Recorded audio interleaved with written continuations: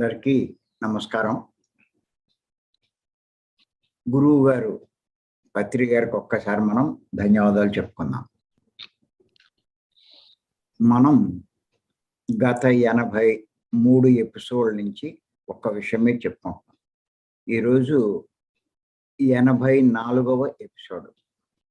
ఈ సందర్భంగా బ్రహ్మజ్ఞానం గురించి కొన్ని విషయాలు మనం తెలుసుకుంటున్నాం. ఇది 3వ పార్ట్. సహజంగా అందరూ దేవుళ్ళు గొప్పవారని అనుకుంటున్నారు. కానీ దేవుళ్ళ కంటే పరబ్రహ్మ చాలా గొప్పవాడు. ఎందుచేతనంటే పరబ్రహ్మ మూల చైతన్యం, ఆది నుంచి ఉన్నవాడు. దేవుళ్ళు ఆ మూల చైతన్యం నుంచి ఉద్భవించినటువంటి అంశాలు మాత్రమే. దేవుళ్ళు తల్లి గర్భాల్లో జన్మించారు, పరమపదించారు కూడా. దేవుళ్ళందరికీ వేరు వేరు పేర్లు ఉన్నాయి, రూపాలు ఉన్నాయి, భార్యలు ఉన్నారు. కానీ పరబ్రహ్మ ఒక్కడే, ఆయనకు నామరూపాలు లేవు. ఈ దేవుళ్ళందరూ పూర్ణ జ్ఞానాన్ని పొంది పూర్ణాత్మలుగా ఎదిగినవారు. ఈ విషయమే ఈశావాస్య ఉపనిషత్తులో చెప్పబడింది. ఆ శ్లోకం ఏమిటంటే, ఓం పూర్ణమదః పూర్ణమిదం పూర్ణాత్ పూర్ణముదచ్యతే పూర్ణస్య పూర్ణమాదాయ పూర్ణమేవ వశిష్యతే. అది ఆ శ్లోకం. దీని యొక్క తాత్పర్యం అది అంటే బ్రహ్మం పూర్ణమే, పూర్ణం. ఓం పూర్ణమదః అంటే అది, అంటే బ్రహ్మం పూర్ణం. పూర్ణమిదం అంటే ఇది, ఇది అంటే ఆ పూర్ణం నుంచి ఉద్భవించిన అంశాత్మ, అంటే జీవుడు. జీవుడు కూడా పూర్ణమే. ఈ జీవుడు జ్ఞానం చేత పూర్ణత్వాన్ని సాధించిన పక్షంలో పూర్ణమైన పరమాత్మగా శేషిస్తుంది.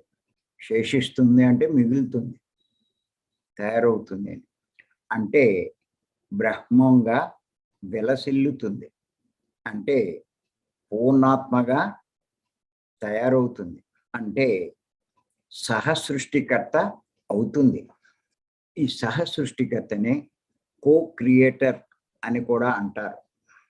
ఏ అంశ ఆత్మ అయినా సరే ఆ స్థితికి ఎదగవలసిందే. మనమంతా కూడా అలాంటి అంశ ఆత్మలమే, అంటే కాబోయే దేవుళ్ళమే. ప్రస్తుతం మనల్ని మనం మానవులుగా భావిస్తున్నాం. మానవులమైన మనము అటువంటి బ్రహ్మస్థితి పొందాలంటే, పూర్ణాత్మ కావాలంటే మనసు శూన్యం చేసుకోవాలి. మనసును శూన్యం చేసుకునే మార్గమే పత్రిజీ మనకిచ్చినటువంటి శ్వాస మీద ధ్యాస మార్గం. ఎవరైతే ఈ శ్వాస మీద ధ్యాస ఉంచి ధ్యానం చేస్తారో వారు మనసును శూన్యం చేసుకోగలుగుతారు. ఈ మనసును శూన్యం చేసుకోవడం 3 రకాలు.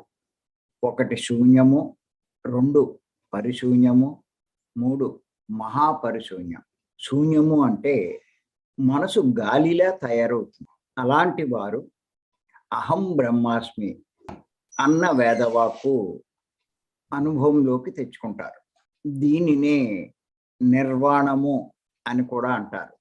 ఈ శ్వాస మీద ధ్యాస ఉంచి ఇంకా తీవ్రంగా ధ్యానం చేస్తే పరిశూన్య స్థితిలోకి వెళ్తారు. వారి మనసు ఆకాశంలా తయారవుతుంది. అటువంటి వారు తత్వమసి అన్న వేదవాక్కును అనుభవంలోకి తెచ్చుకుంటారు. అటువంటి వారిని పరినిర్వాణం పొందిన వారు ఎవరైతే ఇంకా తీవ్రాతి తీవ్రంగా సాధన చేస్తారో వారి మనసు మహాపరిశూన్యమైపోతుంది. అంటే వారి మనసు చైతన్యంలా తయారైపోతుంది. అంటే చైతన్యంలో లీనమైపోతుంది. అటువంటి వారు సర్వం కల్విదం బ్రహ్మ, సర్వం కల్విదం బ్రహ్మ అన్న వేదవాక్కును అనుభవంలోకి తెచ్చుకున్నవారు. అటువంటి వారిని మహాపరినిర్వాణం పొందిన వారిగా చెప్పుకోవచ్చు. వారిని బ్రహ్మజ్ఞాని అని కూడా అంటారు.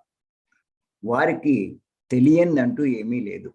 సమస్తము తెలుసుకున్నవారు, సమస్త సందేహాలు నివృత్తి చేసుకున్నవారు.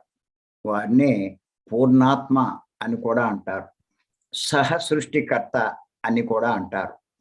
అంటే సృష్టికర్త అంటే పరబ్రహ్మ ఎలా సృష్టి చేశాడో అలాగే సృష్టి చేయగలుగుతాడు. అందుచేత పూర్ణాత్మ కావడం అన్నది చాలా గొప్ప విషయం.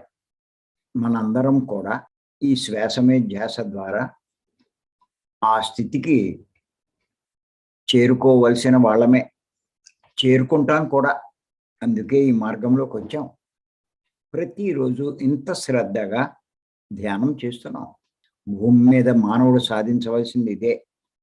పురుషుడు కానీ స్త్రీ కానీ, ధనవంతుడు కానీ పేదవాడు కానీ, అధికారం ఉన్నవాడు కానీ లేనివాడు కానీ, ఎవరైనా సరే ఆ స్థితికి చేరుకోవాలి. మనమంతా కూడా ఆ స్థితి చేరుకోవడానికి చాలా దగ్గరగా ఉన్నాం. అందుకే నేను పదే పదే చెప్తున్నాను, మనమంతా 350 జన్మలు దాటి ఉన్నామని. అటువంటి వారే ఇంత శ్రద్ధగా ధ్యానం చేస్తారు.